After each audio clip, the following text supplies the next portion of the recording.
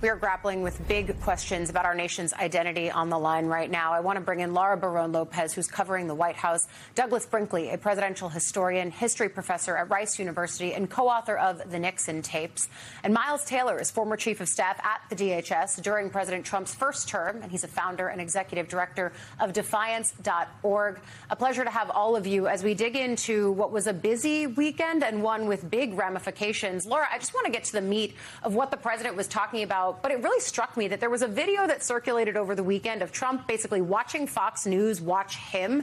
It felt a bit on the nose to me, if not a bit odd, emblematic in many ways of how Freedom 250 might have wanted this celebration to go. Partly America, but mostly Trump.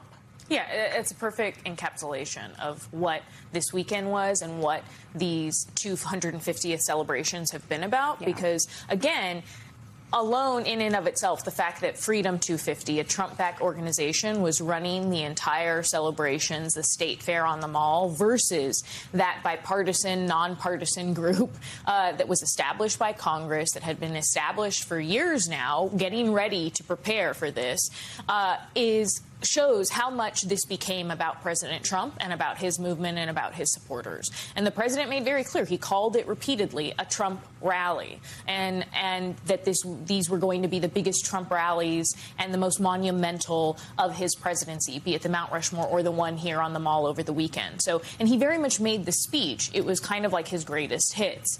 He did talk about the country being a great nation, but he also, again, attacked his enemies, talked about communism, which, as you laid out, these Democrats are not communists.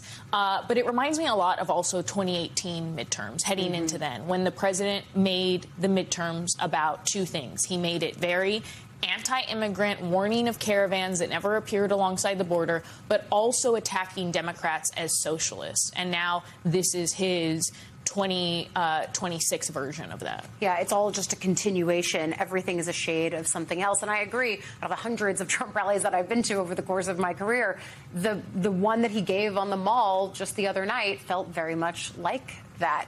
Miles, I want to come back to what I played of Doug Burgum talking about the white nationalists, where there was an opportunity, multiple of them, by Dana Bash to give a stronger rebuke that he missed, and that, frankly, the president himself didn't carry in his own remarks that came hours after that march through our nation's capital. You know, it feels like a carryover as we think about these threads that Laura and I were talking about from the first Trump administration when it was a march in Charlottesville. I wonder if you saw the parallels to Miles and what you made of this.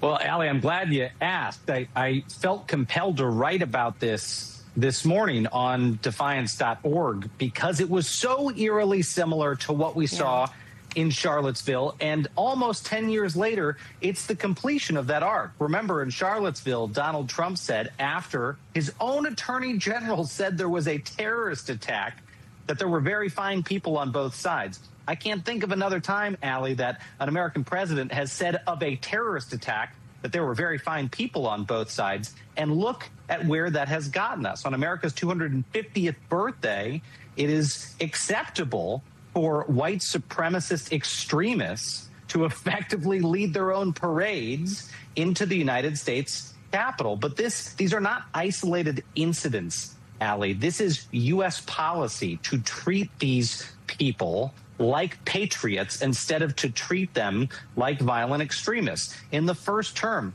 I led terrorism prevention for Donald Trump in the administration, and I could not get the White House to talk about domestic terrorism in the president's national security strategy. Why? Because the president saw people like this as his supporters, not as violent extremists that the United States should be wary of. And that showed up in U.S. government policy. The president did not want to fund those issues. He did not want to talk about those issues. And then you saw him say things like to the Proud Boys, stand back and stand by. So it should have been no surprise that at the culmination of his first term, there was a domestic terrorist attack on the United States Capitol by these types of elements. And to complete the inversion, with Donald Trump coming back into office, those folks weren't treated as terrorists. They were pardoned. They've been offered a multi-billion-dollar slush fund. And now, of course, Donald Trump is refusing to condemn people of a similar ideology marching through the Capitol in masks. I do also wonder, Laura, though, the fact that in the instance of Charlottesville, when that happened, there was mass outcry in bipartisan fashion, the need for the president to be morally clear about what happened. He obviously wasn't, but that didn't mean that there wasn't backlash against it. What does it say? And I get that the Hill is out. Lawmakers are not as easily available. But this does feel like a moment where it could be easy to say this is not what our country stands for. It is an easy moment to say that. I asked the White House explicitly, does the president condemn this group, this white supremacist group, and what they stand for? And they haven't responded to that. And you see Doug Burgum, the Interior Secretary, twisting himself, trying not to answer. I think that most Republicans have made clear that they are following the president and his movement on this, which is that they have, yes, they said no to some of them said no to the anti-weaponization fund for January 6ers, but by and large, the party has gone along with Trump as he has revised history on January 6th, has implicitly, if not explicitly, condoned the actions on January 6th, and they ignore questions, including Jeanine Pirro recently pressed about the millions in damages done to the Capitol and why people who committed those damages were let go or pardoned versus people being charged currently for the reflecting pool damage that the administration is alleging. So when you talk to domestic violent extremists and trackers who have studied these groups, be it the Proud Boys, be it Patriot Front, who believes, by the way, that America should be a white ethno state, they say that when the president and Republicans refuse to condemn this, it sends signals to those groups that what they're doing is okay and that they can continue to do it. And marching in broad daylight through our nation's capital at that. Douglas, I want to play some of what the president did speak to during those July 4th remarks. Listen to that. America will never be a communist country. Won't happen. Communism is a loser, and it always will be. The communist system is the opposite of the American system, and the communist system has never worked. Our warriors did not fight communism on battlefields across the world, only to have that menace rear its ugly head right back here in America. We're not going to let it happen.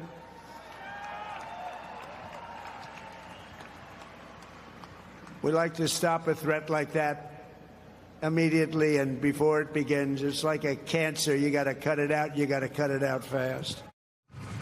And we were talking, Douglas, about the ways that the president chose the word socialist when really he chose the words communist when really we're talking about the rise of socialism within the Democratic Party. I mean, what do you make of that word choice? And I wonder if it's a reflection of polls showing a certain amount of energy behind socialism right now, but Republicans trying to brand Democrats in more radical terms. I wonder what you see here.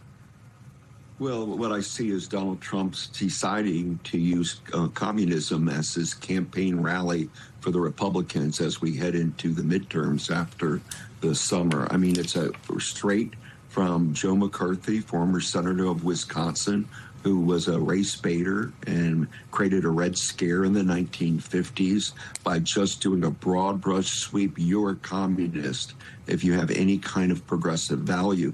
Obviously, Bernie Sanders as a Democratic socialist, for example, but Trump will try to paint the AOC and Bernie Sanders, Mondami as communist in America, and he's going to run on that because it's a broad way to just label any progressive that's rising in one of these states, primaries or elections.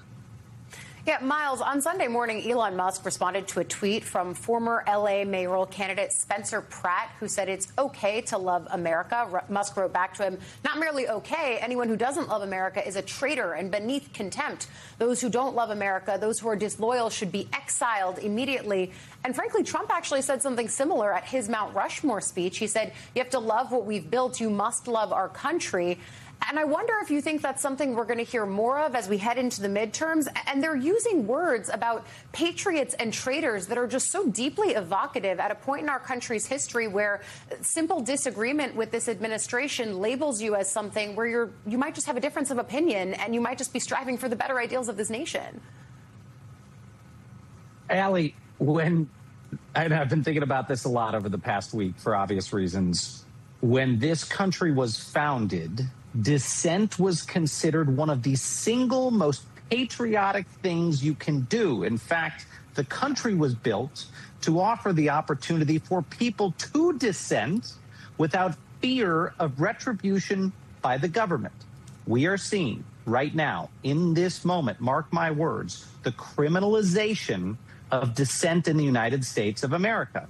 Criminalization is not an exaggeration. I sit here as one of the guests on your show, being investigated by the federal government for treason because I criticized the man that I used to work for. That is antithetical to its core of what the founding fathers envisioned this country to be. And I'm just a little tiny data point on that map now because the president of the United States has gone after news networks, including this one.